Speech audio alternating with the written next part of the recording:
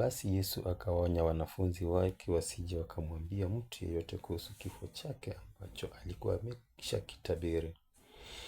Akasema hivi: Mwana wa Adamu lazima ateseke kwa vitu vingi, na Mwana wa Adamu atakataliwa na wazee, makuhani na walimu wa sheria.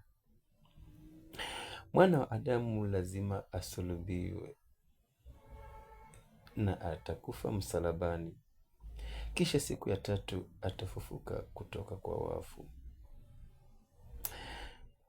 Tizama mpenzi, ndugu zangu, huyu Mwana wa Adamu ambaye ni Yesu Kristo alikufa msalabani kwa ajili ya dhambi zetu. Kumbuka alitupenda sana sisi sote kama viumbe vyake, ndiposa akafa msalabani kwa ajili ya dhambi zetu.